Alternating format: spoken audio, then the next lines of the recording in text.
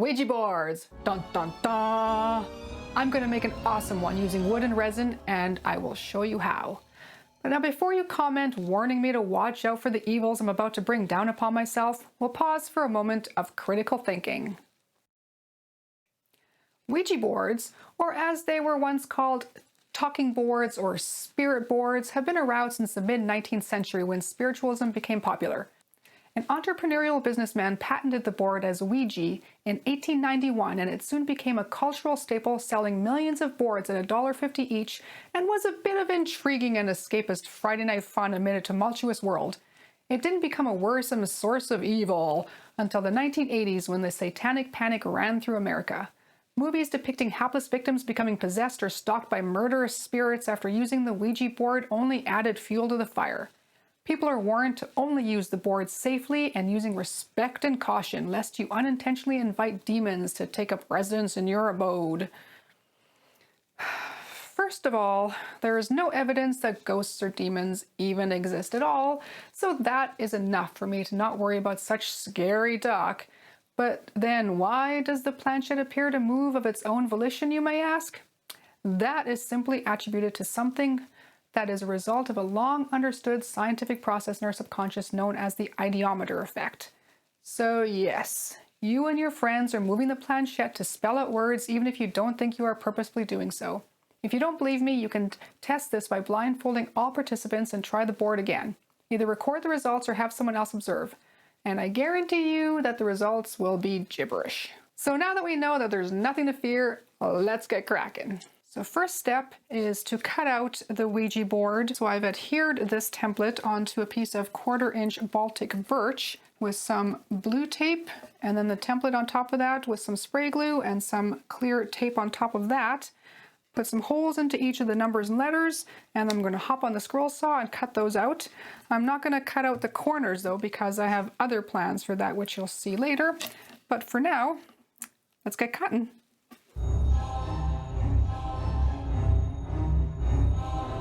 So after making some dust with my scroll saw, I'm gonna give this board a little cleanup, fix any rough edges I made, and then we're gonna give it a coat of paint. So I painted the bottom white and the top black. I used some clear packing tape on the bottom so I could put the resin in so it wouldn't spill out the bottom. And we mixed up some resin and used a few different colors for the different letters and numbers, and some of it even glowed in the dark, which is actually all of it glowed in the dark, which was really cool. It was a really neat effect.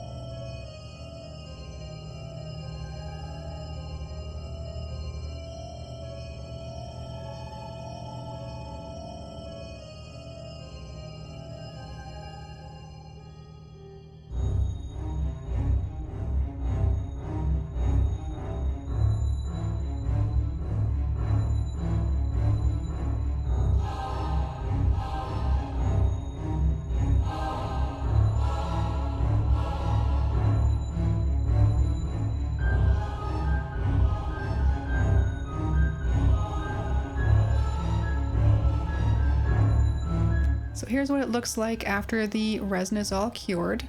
I also decided to round over the edges with the router and repaint those black just with some acrylic black paint. I found these great foils on Etsy. I'm going to use those for embellishments in the corners and in some other places. So I have to just cut these out, and then I'm going to figure out where they're going to go, and they're actually going to sit underneath a layer of clear resin. I've never worked with foils before, so I decided it was a good idea to sort of adhere them to the board first with some resin, like a glue. Although it did leave some bubbles underneath, which I'll have to try to figure out maybe a new technique somehow. Maybe I'm doing it wrong, to figure out a better way to do it next time.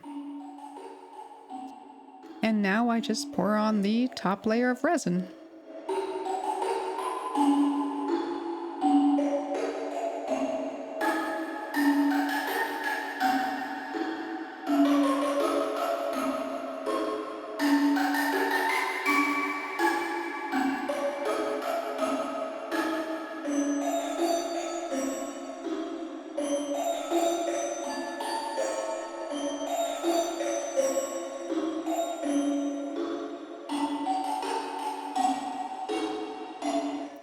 Here's the finished board. Yay, it's so nice and shiny.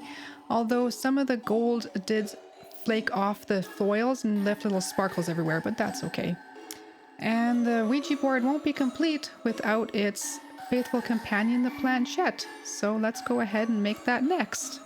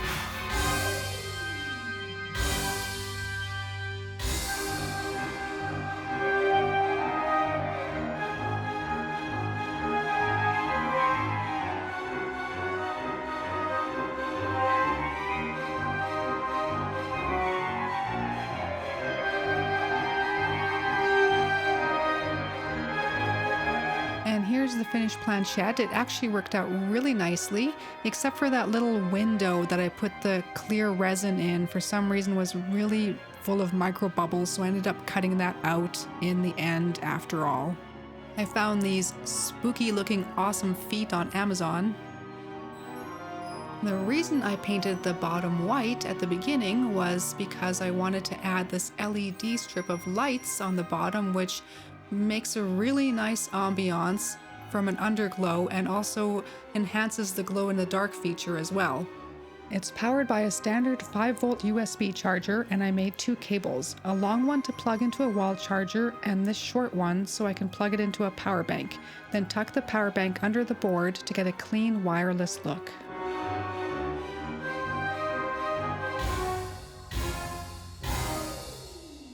And this is what it looks like glowing in the dark without the LED lights on. It is super cool.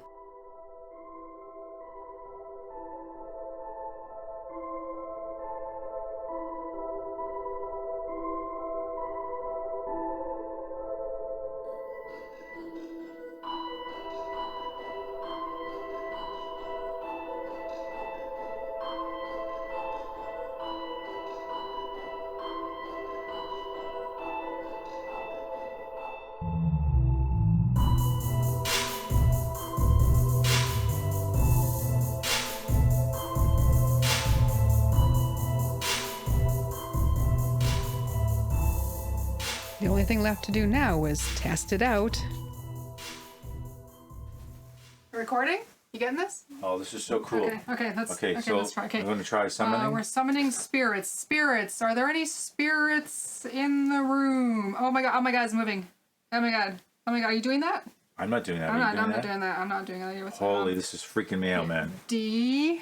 What's it doing? What's D? why? Is that D? Is that What's I think D? that's a Who's D? What is D? Okay, D-I? what? I? Oh my god, that's an I? That was an I. Dipper? No, E. It's D-I-E. D-I. Die? Die? That's kind of terrifying. The hell?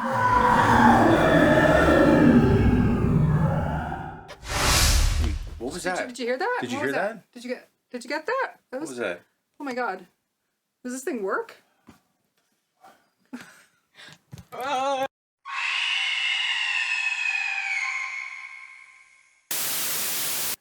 was gonna die.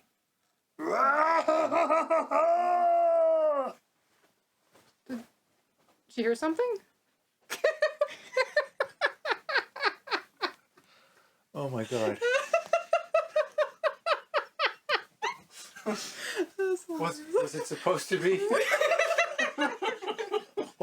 old Farmer Jenkins, and he'd get away with it too if it wasn't for those meddling kids. Scooby, you get out of here. Yes, it was.